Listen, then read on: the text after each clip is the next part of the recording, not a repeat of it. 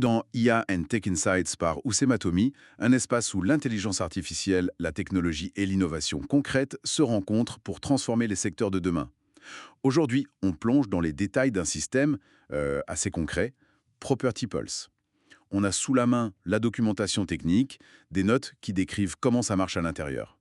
Notre mission, si on l'accepte, décortiquer cette technologie de veille immobilière intelligente, comprendre son fonctionnement et, surtout, son utilité pratique. Tout à fait. Et ce qui est clair d'après ces documents, c'est que l'objectif de Property Pulse, c'est vraiment d'automatiser le processus de A à Z.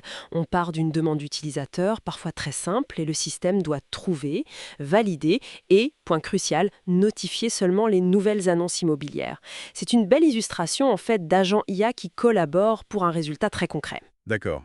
Et tout commence, si j'ai bien compris, de manière hyper simple. Un message envoyé via Telegram. C'est ça, le Telegram Trigger mentionné. C'est ça, le point d'entrée. Mais j'imagine que le premier vrai défi, c'est quand on reçoit une requête un peu floue. Genre, je cherche des appartements en Tunisie. C'est large.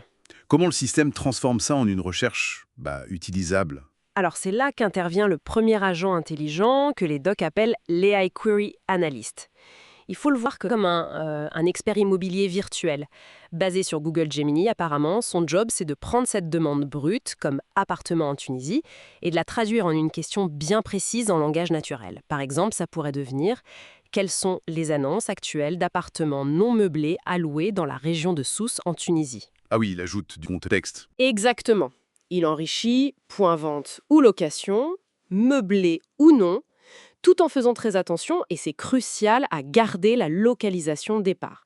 Cette étape d'interprétation, de clarification, elle est fondamentale. Une fois qu'on a cette belle requête bien formulée, elle part où? Elle est envoyée à Tavily. C'est le composant Search 1 dans le schéma.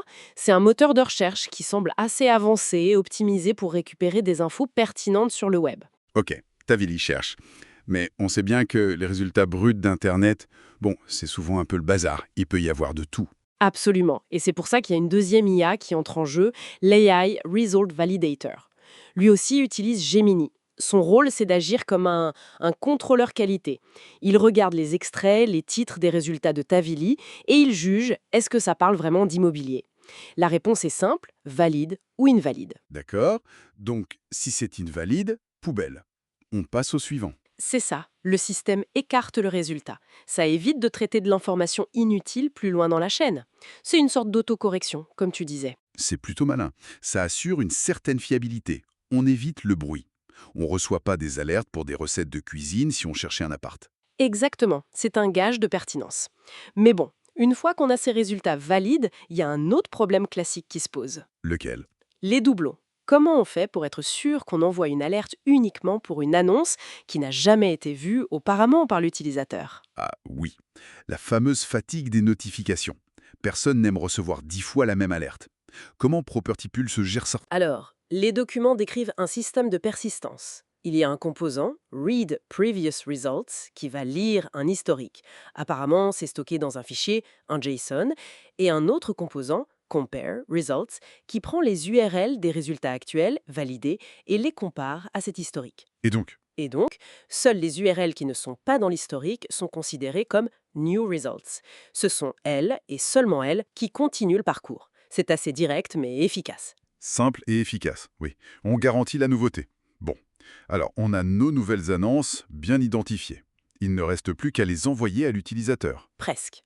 Il y a une petite étape de mise en forme, format notification, juste pour que le message final soit clair, lisible, utile. Logique. Et ensuite, l'envoi final. Voilà. Les alertes partent via deux canaux, d'après ce qui est écrit. Email, send email alert, et aussi Telegram, send to Telegram, là où tout a commencé. Les messages contiennent les infos clés, le titre de l'annonce, le lien direct, un petit résumé. Et pour Telegram, il y a même un petit plus, un score de pertinence, et c'est formaté en HTML, avec un emoji maison, Home. Sympa le petit emoji. En bref, si on résume. Property Pulse, c'est un très bon exemple d'automatisation intelligente. On prend une tâche, la veille immobilière, qui peut être super fastidieuse, Très répétitive, oui. et on la transforme en un flux efficace, pertinent, grâce à une bonne orchestration de différents modules IA. Un pour comprendre, un pour valider. Et une gestion de l'état. pour être sûr de n'envoyer que le neuf. C'est ça. Ça transforme vraiment une demande simple en alerte ciblée. Tout à fait. Et pour ceux qui s'intéressent à la mise en œuvre de l'IA, c'est un cas d'école intéressant, de ce qu'on appelle le chaînage d'agents. Chaque agent a sa spécialité. La modularité est intéressante aussi. On pourrait imaginer changer le moteur de recherche, ou l'IA de validation sont tout cassés. C'est une architecture assez propre pour ce genre de besoin. Et pour finir, une petite réflexion, les documents mentionnent des pistes d'amélioration. Ils parlent d'utiliser des bases de données pour suivre l'évolution des prix ou même de scraper les pages. Oui, scraper, c'est-à-dire extraire automatiquement beaucoup plus d'infos des pages d'annonce elles-mêmes. Exactement. Alors, la question qu'on peut se poser, si le système faisait ça, non seulement trouver l'annonce, mais aussi extraire et stocker le prix au mètre carré, les caractéristiques, l'historique des prix. Ça changerait la donne, non? On passerait d'un simple outil qui te dit Tiens, il y a une nouvelle annonce », À quelque chose de beaucoup plus puissant. oui, un véritable outil d'analyse du marché immobilier, voire un assistant à la décision pour des investisseurs, des professionnels de l'IMO. Ça ouvre des perspectives assez vastes sur l'évolution possible de ce genre d'outils. Une piste à crever.